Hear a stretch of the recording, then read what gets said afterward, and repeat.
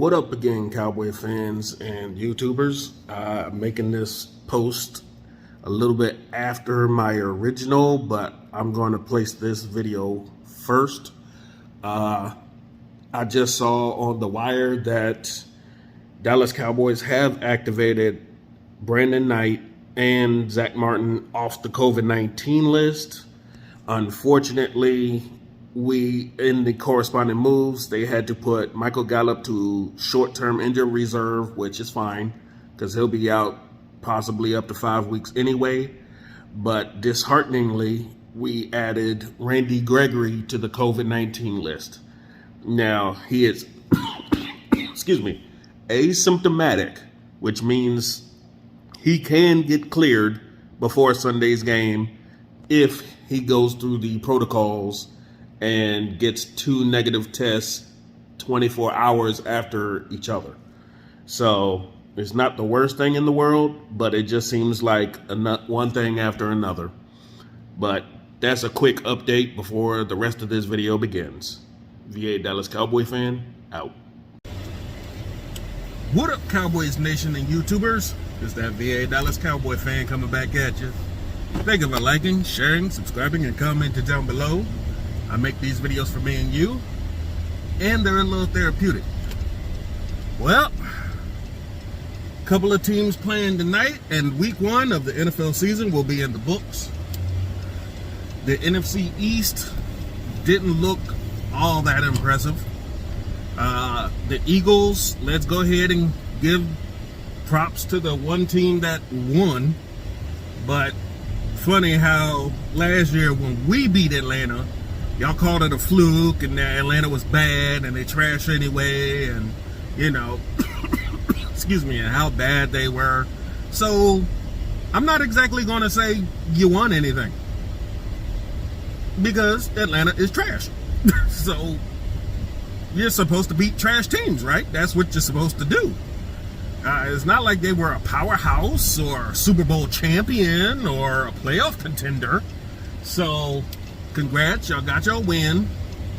Now we'll see what you do against a team who also put a butt whooping on a team this past Sunday in the 49ers. So, I mean, Kyle Pitts looked average because it's Matt Ryan. We said Matt Ryan doesn't deserve his money, but nobody want to hear that. He's been living in the shadow of throwing to Julio Jones for years, and now that Julio's not there, you see that offense comes completely apart. They couldn't get the ball out. They got sacked. They got put behind the chains. It was just bad for Atlanta. Philadelphia, they put their defense on attack mode because they were up. That's what you're supposed to do. You're supposed to pin the ears back and beat the snot out of them. So, kudos. That's what you're supposed to do.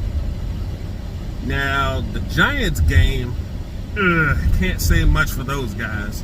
That was just a butt whooping from beginning to end. Don't let the final score fool you. They did not look that good. Their defense tried, but they're not that good. Not what they've been advertising this whole offseason. Their offense, they tried to hurry Saquon Barkley back, and it shows that I don't think he's completely back. I mean, he's not superhuman, and the fact he's been injured every year in his career now is kind of a sign. This is the decline that they say Zeke should be having, except Zeke had to pull away from his running duties to stay in a block pretty much 99% of the time against Tampa Bay, because Tampa Bay liked putting as much pressure on Dak as they could, and you gotta have blockers. Yeah, it was just bleak. You got the Washingtons football team, Alabama, I don't know. Those guys in a burgundy color. Those guys, don't let, again, the final score fool you. Once Ryan Fitzpatrick injured his hip and was out, that was pretty much it. Stick a fork in them, they were done. They weren't looking that great beforehand. They coughed up the ball in a crucial time. They had a chance. They had a chance. Their defense gets a lot of credit, and I just can't see it. Aside from the front four, your linebackers are just getting to do whatever they want because the front four is almost getting home. So yeah, y'all gonna look good.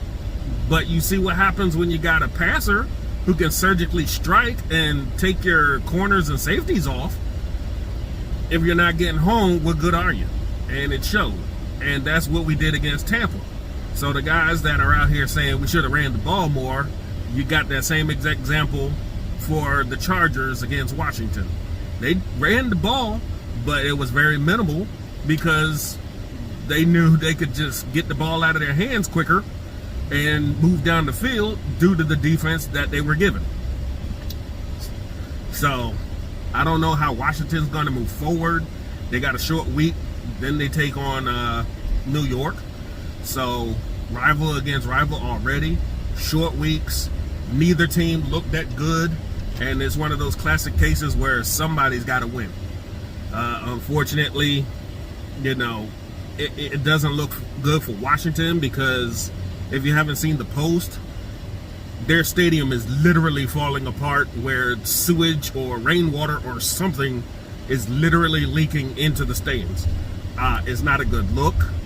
I understand they've been trying to find another place for a stadium. They've been trying to get out of their deal and move, but it's just not been looking good with Daniel Snyder being at the head of that organization. He's tried to have other people put in place to make it look good, but I think there's just too much going on for anybody to take a risk on that team right now. So, I mean, they don't even have a name. Nobody can get behind the team if you don't even have a name, so why am I going to give you licensor to a stadium? But, they're trying. Every NFC East team is trying because they've heard it all offseason that we're the worst division in all of football. So every team's going to want to come out and change that narrative. Unfortunately, 3 out of 4 didn't. They tried to make it close, but no cigar, as they say. But we'll have to see what's moving on going forward. As I said, Philly is going to be playing the 49ers next week. Washington and the Giants will be playing each other. And Dallas will be heading back out west again to be facing the Chargers, which is basically a home away from home game. So we'll have to see if there are any kind of adjustments made, particularly for the Cowboys as far as the kicking game, the corners, what they're going to do on the offensive line. Washington, don't think they'll have enough time to figure out another quarterback situation, so they're going to have to run with what they got. New York, they got to clean up what they've already done.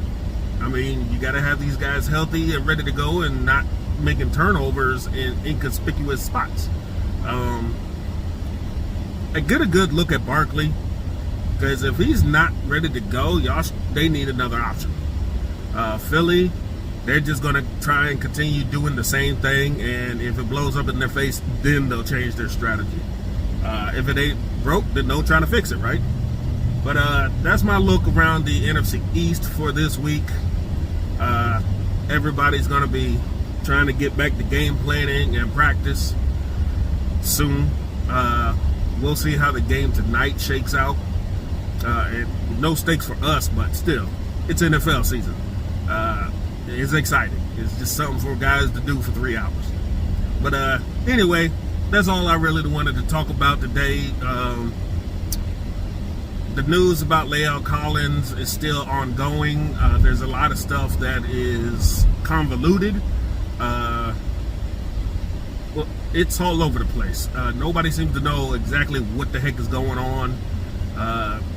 People are going at the NFL saying they shouldn't have put that information out in the first place because it was wrong to do. Other people are saying that he failed to show up or failed to cooperate or something. And anywhere you look in the rule books, their own rule books, anything he did still doesn't state specifically 5 games. So until we get an actual NFL breakdown of what the heck is going on, or something coming from the team, we're not exactly sure what our offensive line is going to be running like. Like Zeke, unless something's held up and in the appeal process, he's technically suspended. They're not going to let him do a Zeke where, well, we'll go to court and he could play until he goes to court, and then you're gone, but then you're back, and then you're flying all over the country doing stuff.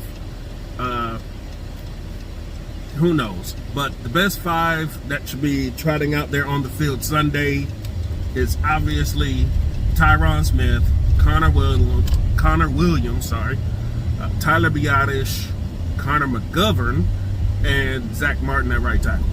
Now, unfortunately, it seems we'll be having the Jason Garrett mantra as far as our offensive line, that we have these guys with position flex, but these guys got a bunch of practice in the preseason for this eventual possibility. So we're going to run with the bad guys at tackle, and if they're still shit at tackle, we're going to continue trotting them out there thinking there's going to be a difference. If you watch the preseason, the Ty Nsekhe looked like shit. He is a bum. There's a reason he was out on the streets. His best days are definitely behind him. Terrence Steele, not much better. And then you got Brandon Knight, who I'm not sure if he's even active right now. Other than that, you got backup Farniok, our rookie draft pick this year. So when practice resumes tomorrow, we're going to get a look and feel of what the heck their best 5 is going to look like. And more than likely, it's not going to be their best 5. It's going to be the best 4 plus a guy. But that's all I wanted to talk about this time. Hope y'all take care. Stay safe. Happy Mondays. Back to work. Until next time, this is VA Dallas Cowboy fan. Out.